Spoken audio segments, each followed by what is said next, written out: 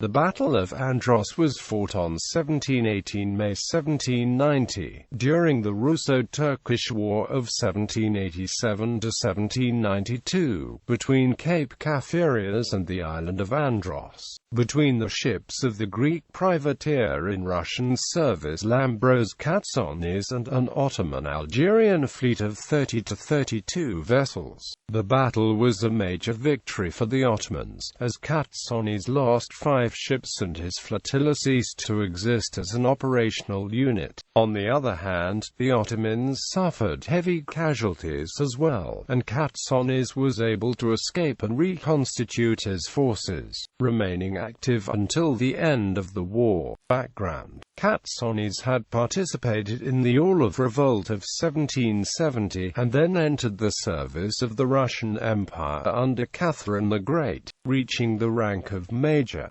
Following the outbreak of the Russo-Turkish War of 1787–1792, in spring 1789 he went to Trieste and recruited Greek crews and ships, forming a fleet to operate Ottoman shipping in the Ionian and Aegean seas. On his arrival in the Aegean in summer 1789, Katsonis seized, garrisoned, and fortified the island of Kafireas base, for the Katsonis led numerous raids against Ottoman shipping in the northern Aegean, from the Chalcidice to the Dardanelles, and even engaged in a short but eventful blockade of the Dardanelles Straits. Katsonis was an aggressive commander, and did not hesitate to confront the Ottoman navy whenever possible. In June he defeated a Turkish fleet of 14 vessels between Syros and Mykonos, and in the next month he scored another victory in a battle between Syros and Delos. For his exploits, Catherine promoted him to Lt. Colonel on 24 July 1789. Katsonis occasionally collaborated with another Russian flotilla of 5 state-funded and 4 Greek privateer vessels under the Maltese captain Guglielmo Lorenzo, also operated in the Aegean, but the latter's attempt to subordinate Katsonis to his command was strongly rejected by Katsonis, who insisted on the independence of his command, and the opportunity for uniting the two fleets to greater effect was lost. Indeed, relations soured to such extent that Katsonis prohibited the islanders from assisting Lorenzo's flotilla, while many of the latter's crewmen defected to Katsonis, lured by the greater salary he gave his men. On the other hand, it cannot be denied, as the Russian historian Yuri Prykhin remarks, that Katsonis' fleet was far more effective and experienced, and that Katsonis himself, as a Greek,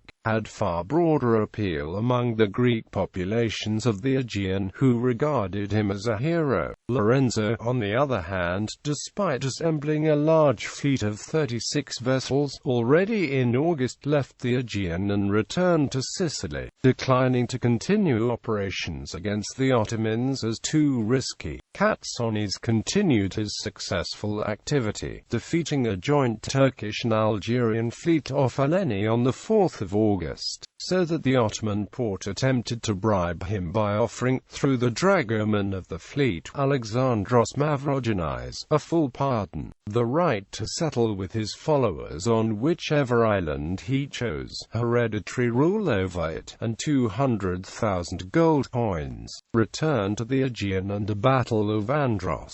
In September 1789, Katsonis with his fleet left for the Venetian-ruled Ionian Islands, to repair and replenish his ships. In late August, however, the Ottoman fleet arrived at Kea and sacked the island. The men left behind were killed, and the installations erected razed to the ground. In early spring 1790, after having undertaken repairs to his ships, Katsonis with a fleet of 9 vessels returned to the Aegean. Taking on board the cleft Androutsos and his 800 men, he raided Turkish shipping in the Aegean, advancing up to Tenedos in hopes of confronting an Ottoman fleet.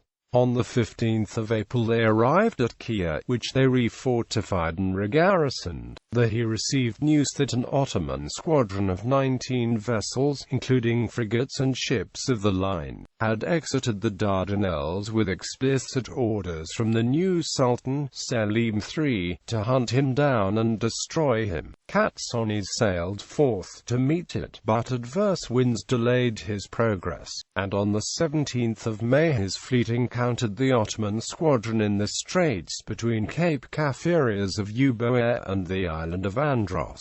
Sources variously report that Katsonis disposed of 9 ships or 7 ships, but his Greek biographer P. Magiakos in his 1930 work suggests that 2 of the originally 9 vessels were unable to participate in the battle due to adverse winds. The 2 fleets began their engagement near noon, and the battle raged the entire day. The fight was initially in favor of the Greeks, but at night the wind fell, and Katsonis' ships were unable to disengage. Early in the morning of the next day, an Algerian squadron of ships came to the Ottomans' aid. Magiakos further reports that the Algerians were informed by the Spetsiotan Argyris Hatzian Argyris, cousin of an officer in Katsonis' fleet, who as a reward was then appointed Bey of Spetses. The Greek flotilla was now in a critical position, attacked from 2 sides by over 30 ships of the line. As the Greeks began running low on ammunition, they reduced the rate of fire. Katsonis' ships were now exposed to withering fire, the superstructures riddled with holes and with many officers dead, and their opponents moved to board the ships and take them by assault. The Algerians managed to capture 3 ships, which sunk later due to excessive damage. In the end, Katsonis was forced to put his own heavily damaged flagship, Athena of the North, to the torch, and barely managed to escape with a few close comrades on a skiff between the Ottoman ships. The battle ended with Katsonis' fleet having lost 565 dead and 53 wounded and captured, while Katsonis with his remaining 2 vessels withdrew to Kafireas. The Ottoman and Algerian losses were also heavy, reportedly some 3,000 men killed and many wounded. Many vessels had to be towed home, and according to some reports a few sank on the way. Nevertheless, Katsonis' fleet was destroyed as an effective force.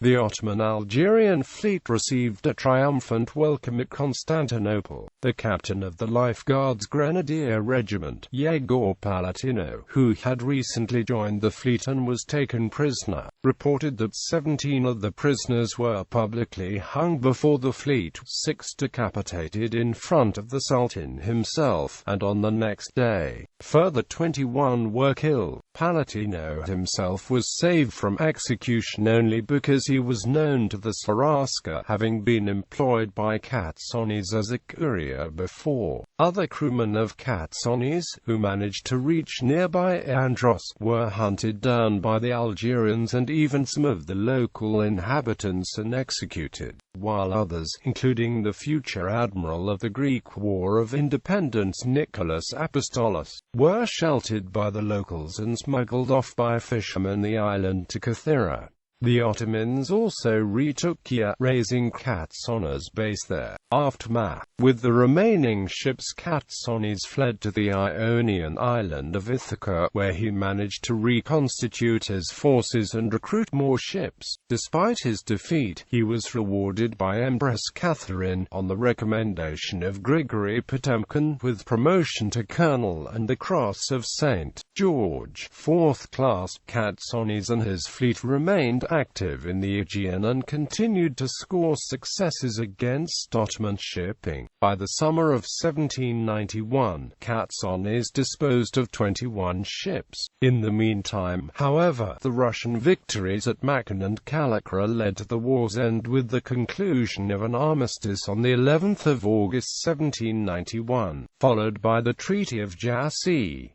Katsonis was ordered to cease operations. Katsonis refused to obey and gathered his ships at Porto Cagio near Cape Kafireas, but was attacked by a joint Ottoman-French fleet and his fleet was annihilated. Katsonis himself managed to escape to Russia with a few of his followers, settling at Livonia in the Crimea.